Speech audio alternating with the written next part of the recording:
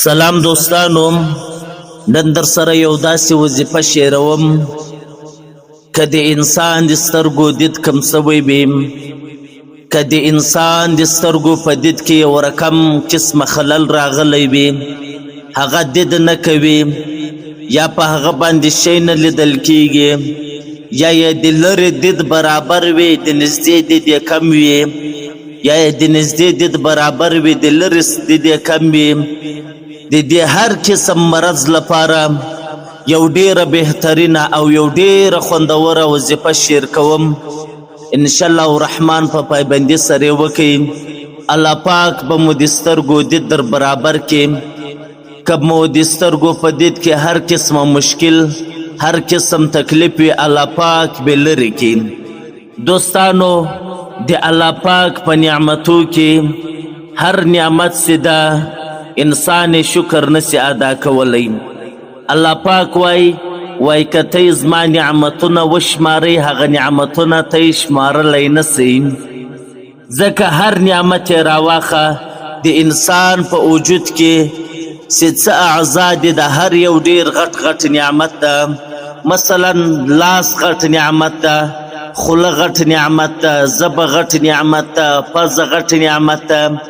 چې دا یو نوی انسان څونه بد پیسي لیکن انسان ته څونه مشکلات وي، خو په دې ټولو کې بیا د سترګې چې د ډېر غټ نعمت دی.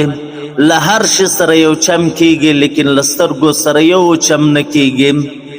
نو دا نعمت وچاته نه معلومیږي، د سترګو د خپلو سترګو قدر وچاته نه معلومیږي، و هغه چاته معلومیږي چې د هغه سترګې ختمې وي، هغه ړوند وي. له هغه څه د انسان پوښتنه وکړي چې سترګې غټ نعمت دی که کوچنی نعمت.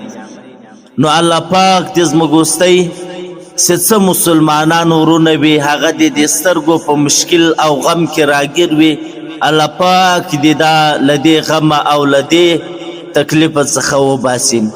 دوستانو، یو کوچنی آیات د دې ورد به کوئ، هغه به چې ومووایئ د هر لمانځه وروسته بیا وایاست او بیا به دموي پر دا سترګو پر ګوتو باندې چې آیات شریف مو ووایاست، هغه به بیا دم کوي پر ګوتو باندې، هغه ګوتې به پر سترګو باندې راتیرې کوي.